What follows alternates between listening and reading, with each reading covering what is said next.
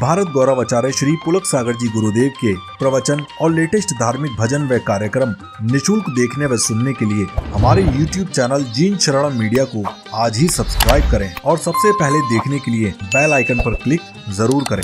संतान को जन्म तो एक कुत्ता भी दे लिया करता है, लेकिन बिरले होते हैं वो जो अपने हृदय में भगवान को जन्म दिया करते हैं। और भगवान हृदय में पैदा होता है। कभी देखना, कभी कोई गाय टीले पर दूध गिराती है तो चांदनपुर वाले बाबा प्रकट हो जाया करते हैं। कोई मूला जाट घर की नींव खोदता है तो बाड़े के पदम प्रभु प्रकट हो जाते हैं। और किसी नारी को रात में जब सपना आता है तो सवेरे एक टीले पर तिजारा के चन्ना पे भगवान प्रकट हो जाया करते हैं। ये वो भगवान खेत में हल चलाते हैं तो राजस्थान में अंधेश्वर पारसनाथ प्रकट हो जाया करते हैं। ध्यान रखिए, जब खेत में मिट्टी में नींव में खुदाई होती है तो भगवान प्रकट होता है। अरे खुद में खुदाई कर ले, खुदा तेरे पास चला आएगा। ध्यान रखिए, ब्रह्मचर्य की साधना।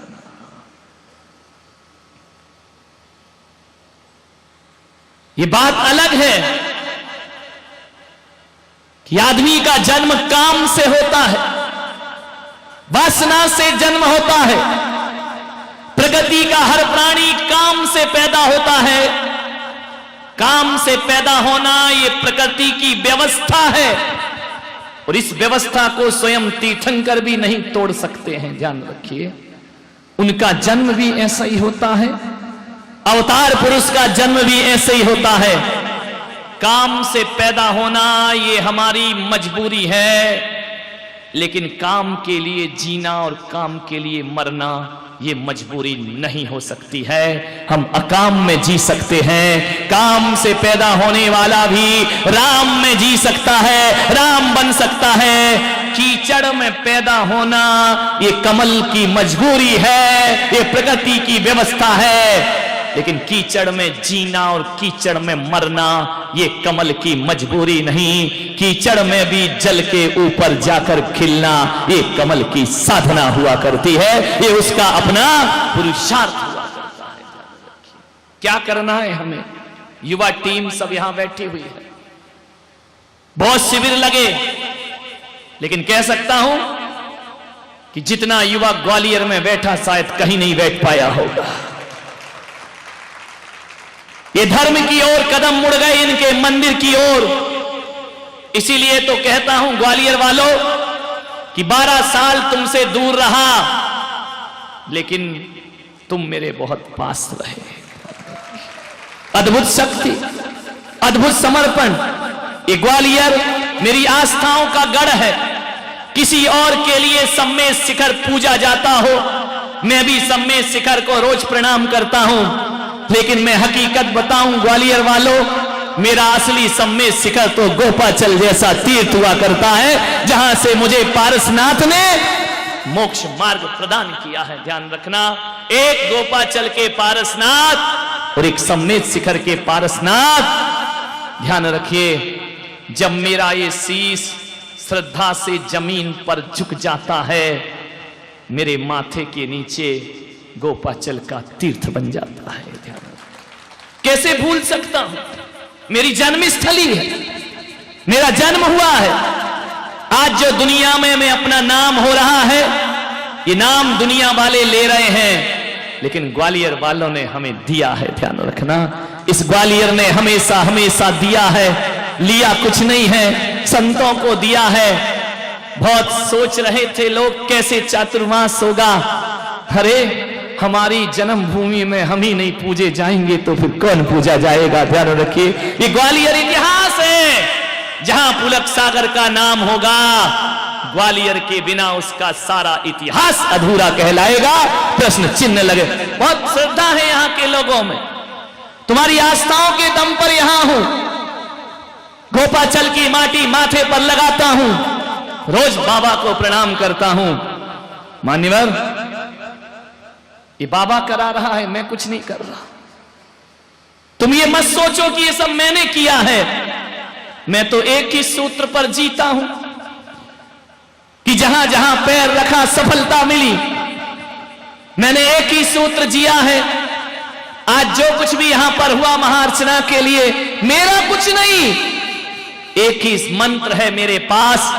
और जब भी मेरा मन विचलित होता है या कुछ मुझे चाहिए तो मैं एक ही चीज सोचता हूं कि देने वाला पारसनाथ, लेने वाला आप और हम क्या होते हैं। हवाले कर दी, अब सौंप दिया है जीवन का प्रभु भार तुम्हारे हाथों में। अब जीत तुम्हारे हाथों में और हार तुम्हारे हाथों में। ध्यान रखिए, बड़ी शक्ति है बाबा में। कुछ मिले ना मिले, मन अशांत हो तो जाके बाबा के चरणों में माथा रख देना। किस्मत वाले हो तुम्हें रोज गोपाचल मिल सकते हैं। ध्यान रखिए, मानिए ये गोपाचल। जब मेरा जन्म हुआ तो जन्म दिया गोपी बाई ने, वो ग्रस्त का जन्म था। और मुनि का जन्म हुआ तो दिया गोपाचल ने। ये गोपा और गोपी का खेल मेरी किस्मत में चल रहा है। ध्यान रखिए, मान्य विचार करना है। ऊर्जा है शरीर में, दुरुपयोग करोगे तो वासना बनेगी, सदुपयोग करोगे तो साधना बनेगी। ऊर्जा का केंद्र नाभि है। आज ब्रह्मचर्य का दिन है। ऊर्जा का केंद्र नाभि हुआ करता है। नाभि में ऊर्जा का स्रोत है। और यदि ध्यान के माध्यम से ये नाभि से ऊर्जा ऊर्ध्वगमन करती है तो सहस्त्रार्थ और ब्रह्मांड में पहुंचकर ध्यान और साधना बन जाया करती है। और जब यही ऊर्जा अधोगमन करती है तो वासना बनकर के बह जाया करती है। ध्यान रखना, एक बात स्मरण में रखना, एक भोगी और कामी में इतना ही अंतर है कि भोगी जवानी में बहुत सुंदर दिखता है, जितना जवान उतना खूबसूरत। लेकिन ज्यों ज्यों बुढ़ापा आता है सौंदर्य खत्म हो जाता है, बदसूरत दिखने लगता है। और एक ब्रह्मचारी का लक्षण है कि ज्यों ज्यों बुढ़ापा आता है त्यों त्यों तेज बढ़ता है, त्यों त्यों सौंदर्य बढ़ता है, त्यों त्यों खूबसूरती बढ़ती है। मान्यवर महात्मा गांधी जवानी में इतने सुंदर ना रहे होंगे।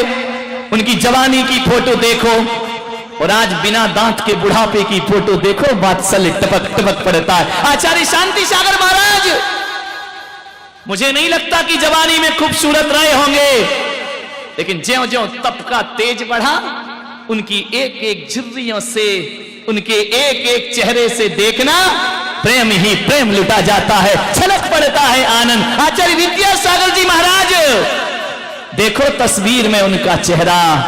लोग जवानी में सुंदर दिखते हैं, हमारे बाप बुढ़ापे में सुंदर दिख रहे हैं। ध्यान रखिए, इस तप है, ये ब्रह्मचर्य है।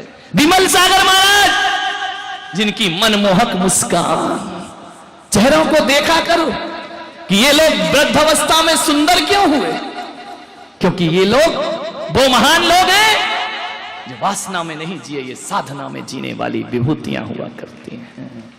महावीर कितने खूबसूरत, तुम तो श्रृंगार करके सुंदर लगते हो, हम तो श्रृंगार छोड़ करके सुंदर लगा करते हैं। ध्यान रखिए, ना तन पे कोई लिबास, ना तन पे कोई श्रृंगार, फिर भी कितने सुंदर हो। ध्यान रखिए, लोग कहते हैं ना कि जिसकी प्रतिमा इतनी सुंदर वो कितना सुंदर होगा।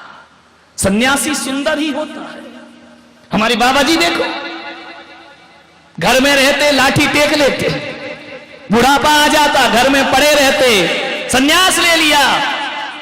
इस उम्र में बाबा जी जैसा मुस्कुराते हैं, जवानों के ओंठों पर वो मुस्कुराहट नहीं हुआ करती है।